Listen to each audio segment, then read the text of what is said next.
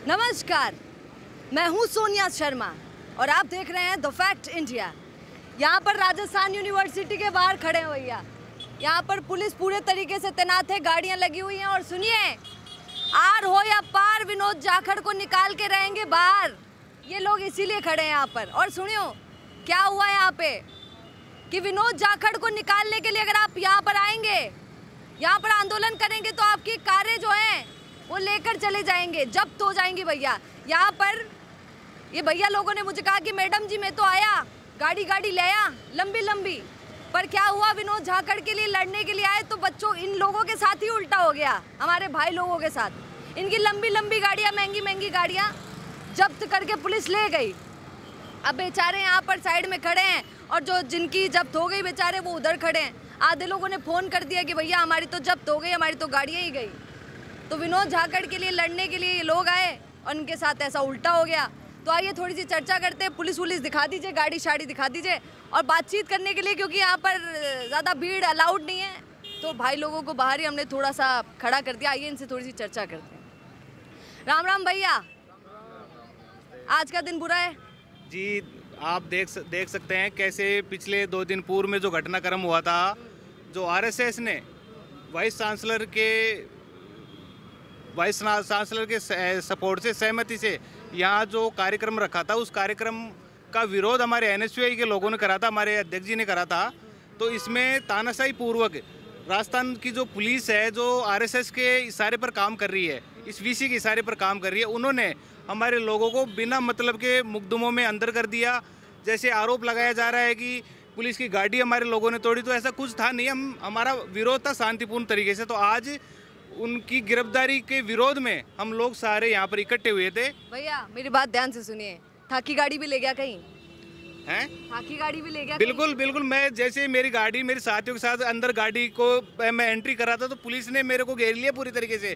जैसे कार थी? कार? हाँ मेरी कार थी। कौन सी वाली थी भैया बता दीजिए। हाँ मेरी एक स्कॉर्पियो थी और एक बलेनो थी, है ना। मेरी 2 गाड़ियों को लेकर मैं अंदर प्रवेश करा था, तो ये इन्होंने मेरे को घेर लिया जैसे मैं कोई आतंकवादी हूँ। मेरा यहाँ एडमिशन भी है, मैं मेरे कोई निजी काम से भी आ सकता हूँ, तो ना मेरे कोई पट्टी लगी हुई थी।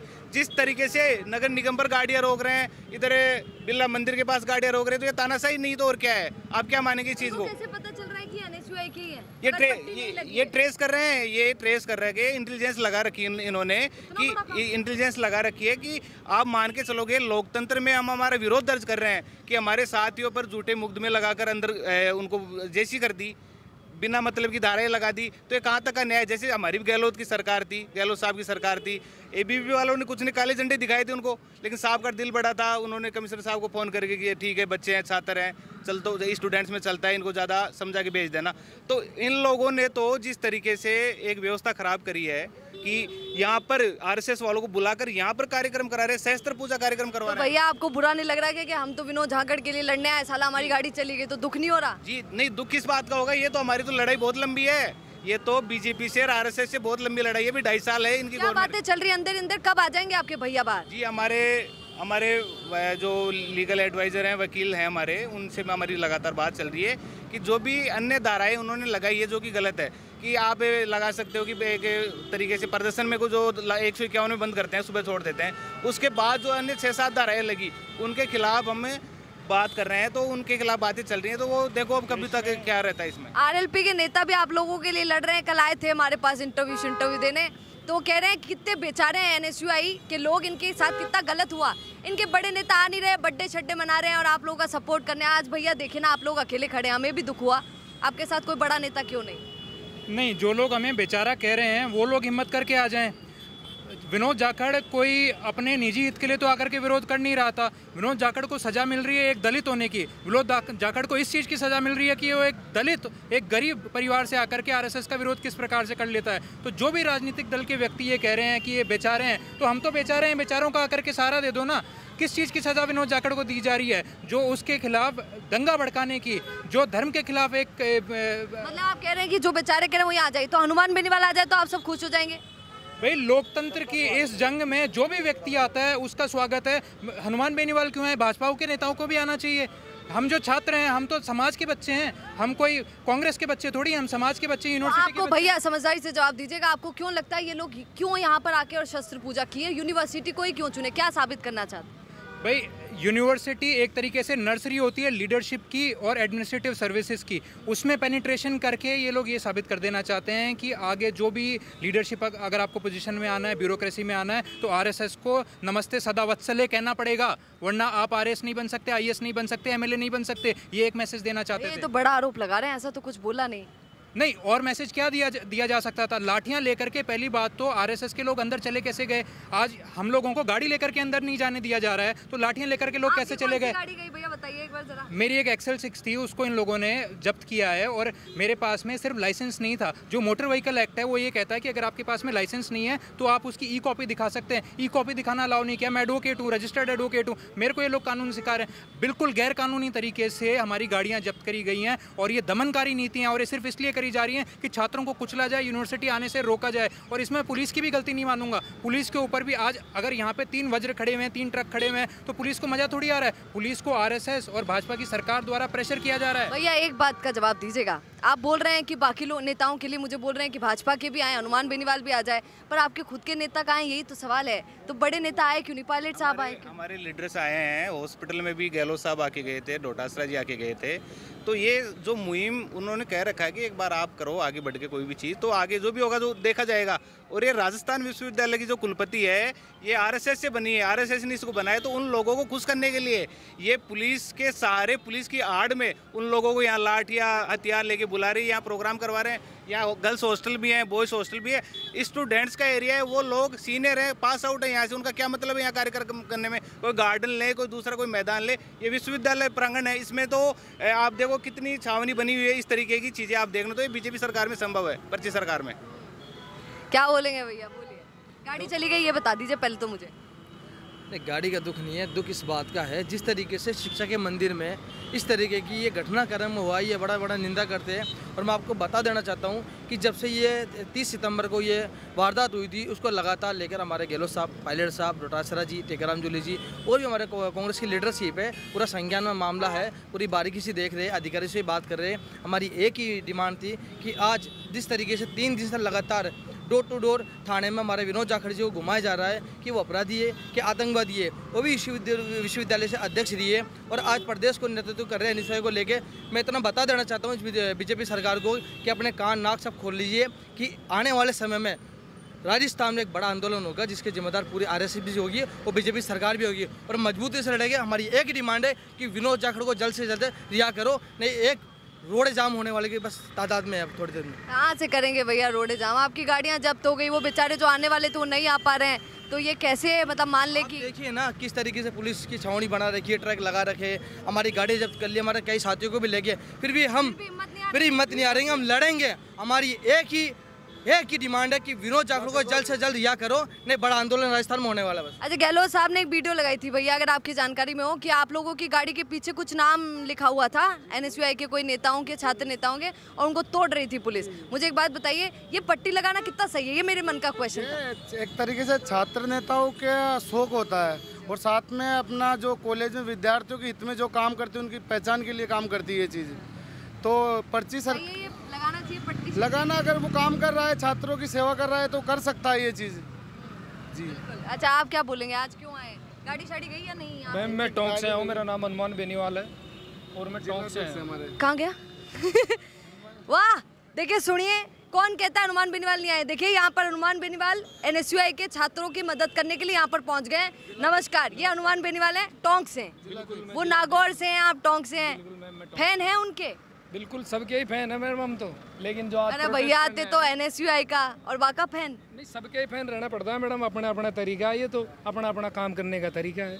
हम एनएसयूआई के हैं और पायलट साहब के हैं फैन हैं, और बेनीवाल जी के फैन है। उनका काम करने का तरीका उनके पास है, उनका काम करने का सबसे बेस्ट हुआ कौन लगता है? कौन है बेस्ट जो अच्छे से काम कर रहा है? सभी बेस्ट है मैडम, देखा जाए भैया ऐसे मत अपने अपने तरीके से। बोल नहीं रहा, शर्म की क्या बात है? क्या नहीं, शर्म तो किसी चीज़ की है ही नहीं, शर्म होती थी यहाँ तक थोड़ी पहुँचते। सबसे ज्यादा कौन फेवरेट है आपका, ये बता दो एक। मैडम ये तो आप ऐसा सवाल कर रहे हो जो दोनों साइड से, मतलब दोनों ही फैन ही है सबसे शुरू से, दोनों ही आदमी के तो कांग्रेस को सपोर्ट करेगा ना, तो पायलट साहब के हुए आप आरएलपी में थोड़ी जाओला भैया। वो तो जा ही नहीं सकते ना कभी, रहना तो इसी में है और रहना लेकिन पायलट सुनिए, साहब के साथ। हनुमान बेनीवाल आज आपको देख ले, ये वीडियो थोड़ा सा चल जाए और आप हनुमान बेनीवाल ये पता उनको चल जाए, वो तो ढूंढेंगे, अरे ले आओ अंडे ही ले आओ। बिल्कुल आधार कार्ड ही दे देंगे उनको और तो क्या करें इससे ज़्यादा। क्या बोलना चाहेंगे आज, कैसा माहौल है? माहौल बहुत बढ़िया मैडम। आते हैं 500 रुपये का जुर्माना भर गए, गाड़ी जब्त हो गई।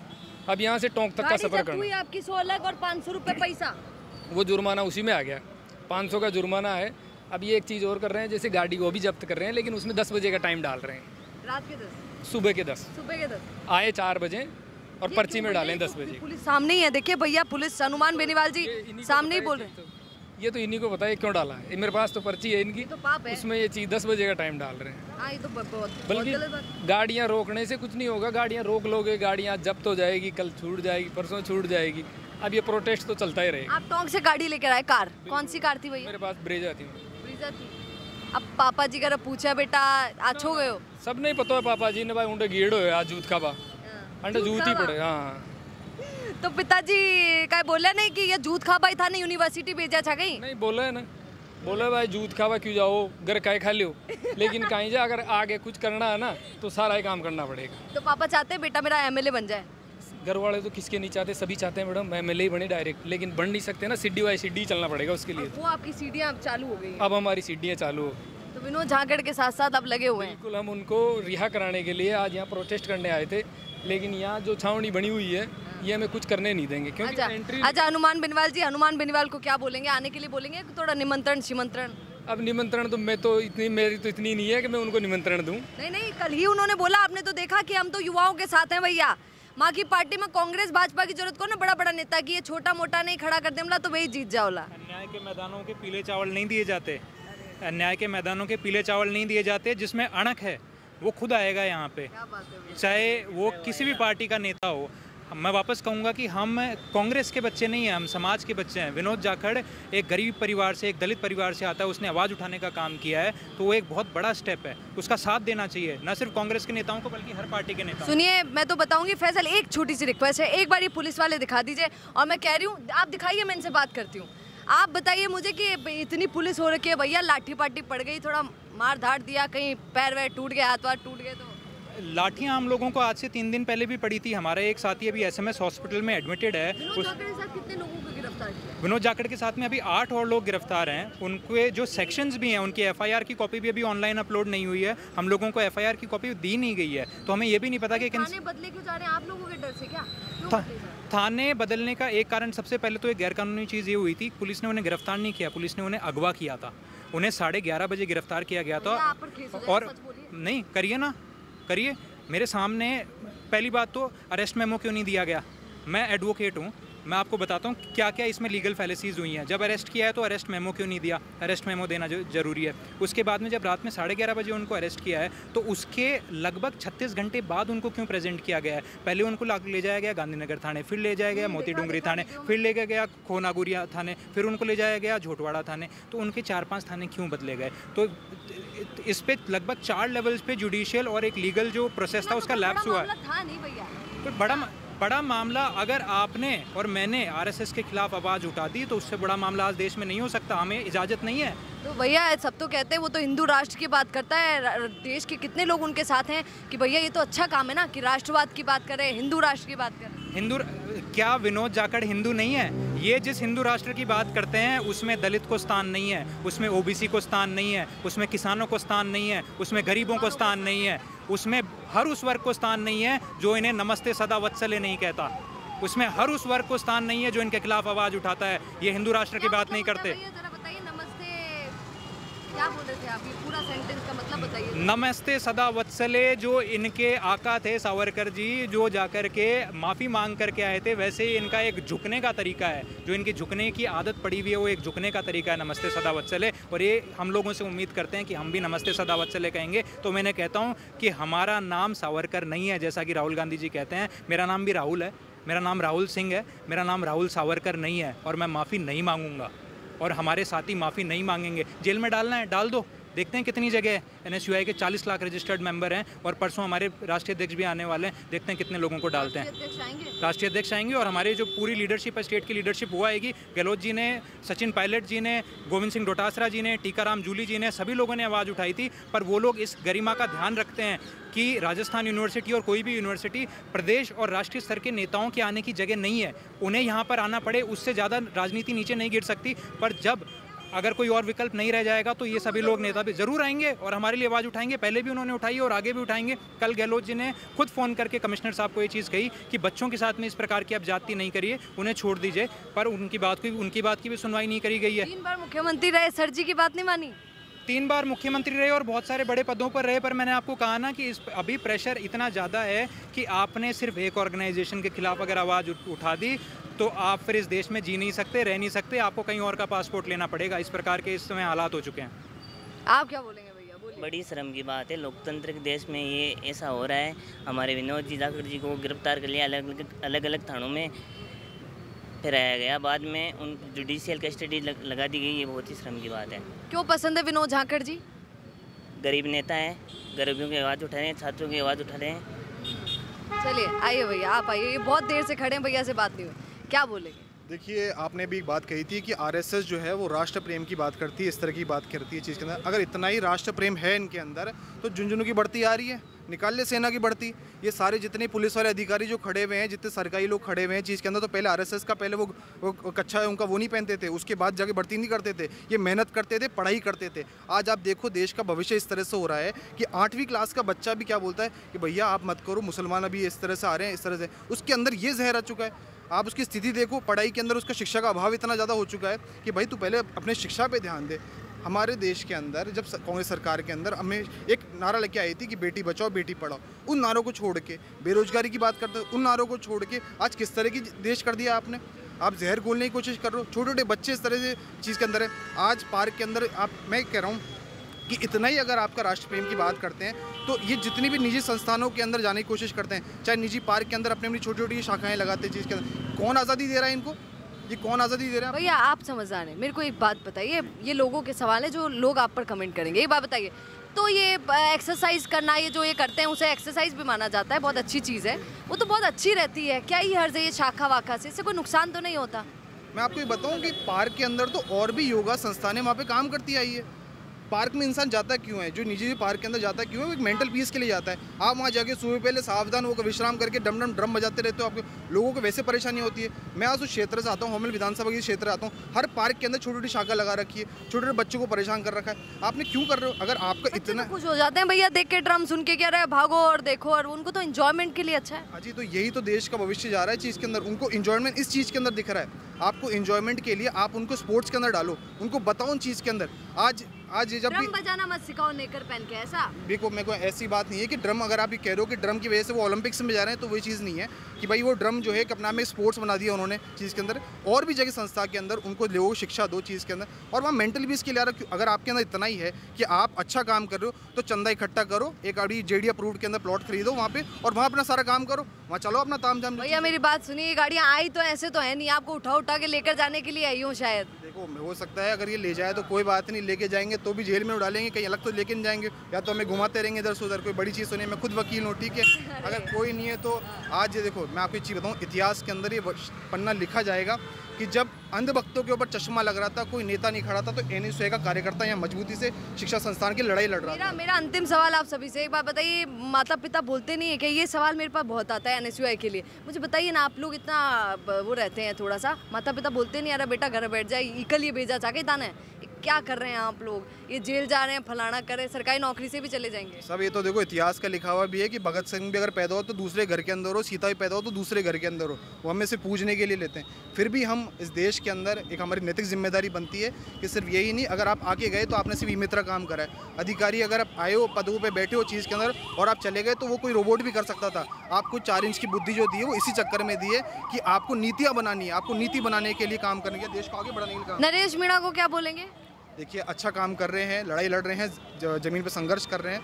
सदम नहीं आने के लिए बोलेंगे क्या, आ जाए तो थोड़ा फायदा ही हो, उनकी भी बड़ी चलती है। सिर्फ नरेश मीणा नहीं, सभी का जो अगर वो कोई किसी भी पार्टी धर्म किसी से भी आता है, अगर वो न्याय संगत लड़ाई लड़ना चाहता है तो हम सबका स्वागत करते हैं। अंतिम सवाल है, अब बस ये थोड़ा सा आपसे हटके पूछ लेती हूँ। अभी बहुत चर्चा चल रही है कि पीसीसी अध्यक्ष बदले जाएंगे तो सचिन पायलट को बनाया जा सकता है, बड़ा पद मिल सकता है। खुश हैं आप अगर बदल दिया जाए? किसी हम लोग क्या ही बोले दीदी, सही। अरे भैया आप एडवोकेट हैं। सही भी है, लेकिन फिर भी देखो सीन उसका भी है, और कांग्रेस के अंदर कभी भी इस तरह से नहीं होता कि ये है या ये है। सिंबल जिसके हाथ में दिया जाएगा हम उसका सम्मान करेंगे, अल्लाह का मान जिसको आगे करेगी हम उसका सम्मान करेंगे। हमारे यादव आए, अभिमन्यु पुनिया, बाकी सब लोग नहीं आए, सब मजबूत नेता है चीज़ के अंदर, सबका आशीर्वाद भी हमें मिल रहा है, सब रेगुलर हमारे टच के अंदर है। और हम ज़मीन पे आपको लग रहा है कि हमारी संख्या कम है, या एक NSUI का कार्यकर्ता 1 मैन आर्मी के बराबर है। उनको पता है कि इनको हर पुलिस 5 मिनट में बोल रही है कि हमें चले जाओ, उनको पता है कि एक के पीछे वो लोग क्यों आएंगे जब उनको पता है कि भैया गाड़ी यहाँ तो आएंगे तो गाड़ी उठा लेंगे, तो क्यों लोग डर के मारे? तो वैसे के कार्यकर्ता डर के मारे नहीं आएंगे भैया, आधे लोग हैं नहीं ना यहाँ पर, मैं तो पूछ रही हूँ, देखो सच सच बताइए, अभी लोग नहीं है ना। देखिए इनके हमें आपको लगता है कि इसके अंदर की है ना, हमें बहुत भीड़ इकट्ठा करनी है, जब भीड़ की भी जरूर आएगी। तो इस विश्वविद्यालय ने कई भीड़ देखी है NSUI के अंदर, और कई बार पदों के ऊपर भी रहे हुए हैं। तो ऐसी बात नहीं कि अगर वो ऐसा कह रहे हैं कि आज भीड़ नहीं है, एक कार्यकर्ता यहाँ बहुत मजबूती से है, जब भीड़ की जरूरत होगी तो इस रोड को जाम करने का भी काम कर देंगे।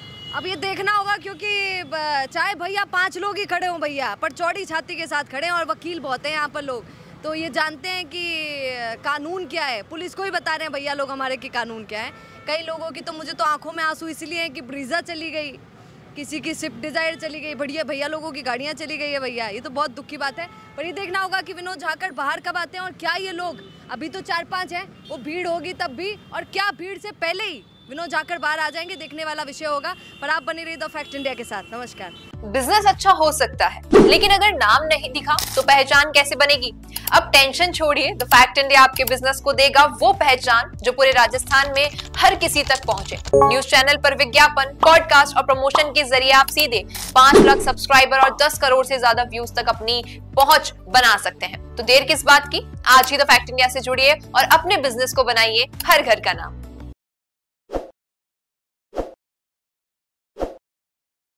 ताज़ा खबरों के लिए विजिट करें द फैक्ट इंडिया की वेबसाइट और डाउनलोड करें द फैक्ट इंडिया ऐप।